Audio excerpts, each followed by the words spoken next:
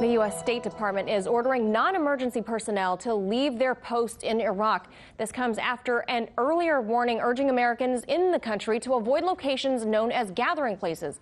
RT correspondent Ashlee Banks is live in the studio with all the latest. Ashlee? The tensions with Iran have put the U.S. on a high alert after officials say they received intelligence that U.S. forces may be targeted in Iraq. They say the Iranian tensions could lead to violence and kidnappings. As a result, Germany and the Netherlands have both halted military training in the Middle Eastern country. And over the weekend, just outside of the Persian Gulf, 4 oil tankers were attacked. The U.S. is blaming Iran, increasing tensions between the two countries. Let me break it all down for you. Now, U.S. officials have ordered that all non-emergency staff and their families leave Iraq. The State Department put out a travel advisory saying, quote, U.S. citizens in Iraq are at high risk for violence and kidnapping. Numerous terrorists and insurgent groups are active in Iraq and regularly attack both Iraqi security forces and civilians. Now, according to reports, U.S. officials say they have specific and credible intelligence that suggests Iranian forces were planning to target U.S. forces in Iraq. Secretary of State Mike Pompeo made an unannounced visit to Iraq last week, speaking to Iraqi officials about the importance of protecting Americans in their country. Pompeo said the U.S. would retaliate against Iran if it does attack American interests in the Middle East.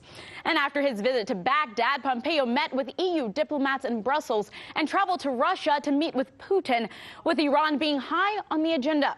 However, some like Chris Gicca, British general and senior officer in the U.S.-backed coalition fighting the Islamic State group, say there hasn't been an increased threat from Iranian-backed forces in Iraq and Syria.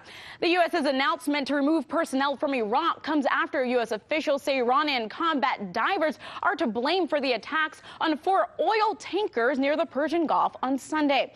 Iran has denied any involvement in the attacks on the oil tankers and accused President Trump of playing a very dangerous game, risking devastating war. Iran has also accused the Trump administration of trying to pull the country into war with the U.S. and regional allies. Iran's presidential aide went on Twitter to say, quote, Donald Trump, you wanted a better deal with Iran. Looks like you are going to get a war instead. That's what happens when you listen to the mustache. Good luck in 2020. That advisor says Trump will get a war for listening to National Security Advisor John Bolton.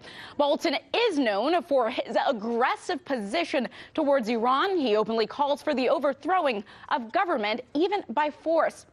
Now, at this time, the tanker attack is under investigation.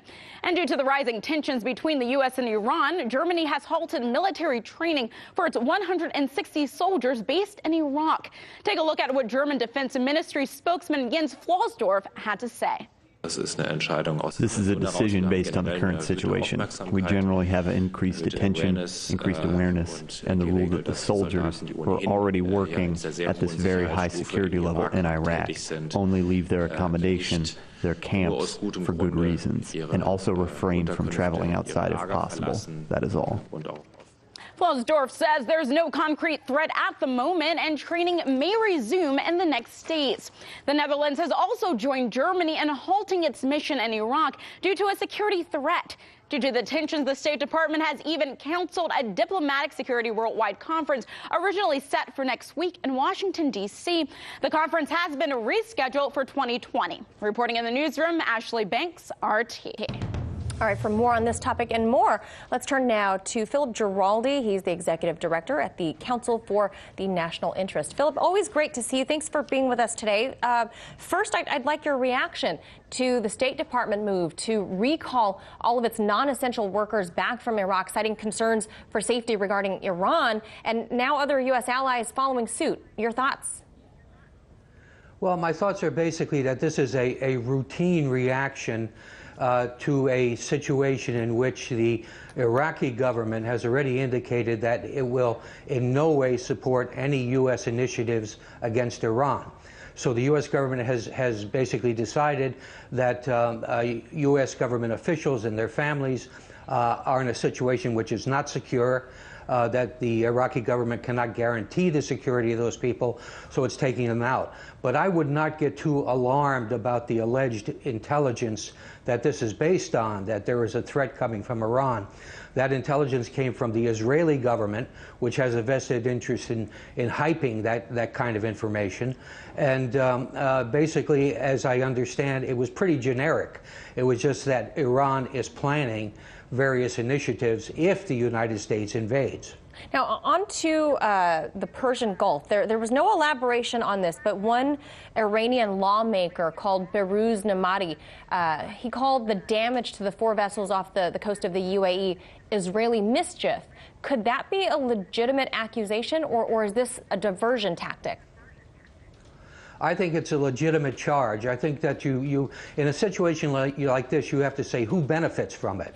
And the only ones who benefit from this are the enemies of Iran that want to blame this on Iran to create another casus belli to support a U.S. attack against Iran.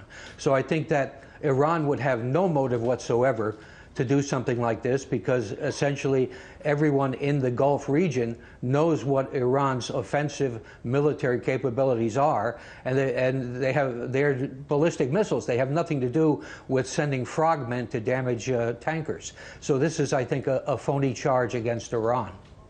And let's switch gears over now to Russia. Yesterday, we saw Mike Pompeo meet with his Russian counterpart, Sergei Lavrov. They discussed a whole host of topics, including Iran, Venezuela, China. And then shortly thereafter, after their joint press conference, we learned that Vladimir Putin openly stated that he wanted to normalize relations with the United States. Many people were kind of surprised by that. What do you think prompted that statement? Well, actually, I don't think this is anything new. I think Vladimir Putin has been saying for several years that he wants to have a respectful bilateral relationship with the United States. And if you want to call it normalization, well, you could call it that. But I think he's saying that the United States and Russia have to have a serious dialogue, and they have to lower the tension that has been coming out of the Russiagate investigation.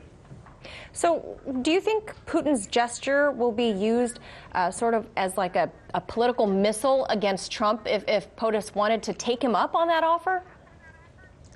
Yeah, absolutely. There are plenty of people in the United States who would like to see tension with Russia and problems with Russia. But at the same time, there are a lot of people in the United States, like myself, who would prefer to see a comfortable, reasonable adult relationship between Russia and the United States. And so where Trump will be losing on one side, he'll be gaining on the other. So he's kind of in a tough place, a rock and a hard place, as they say. So let me ask you, is this a prelude then to the G20 that's coming up? I don't know if it really plays into that. I think there are a lot of multilateral issues going on right now, specifically in terms of how the Europeans are viewing what's going on in the Middle East and how they're viewing what's going on in Eastern Europe. So I think all these issues are much more complicated and are not reducible to a simple explanation. All right. As always, we really appreciate you sharing some time and expertise with us today. Philip Giraldi, thank you so much. Hey YouTube, thanks for checking out our channel. We hope you enjoyed the video. We have tons of content for you just like this. For more of RT America's one-of-a-kind news and analysis, be sure to subscribe and never stop questioning more.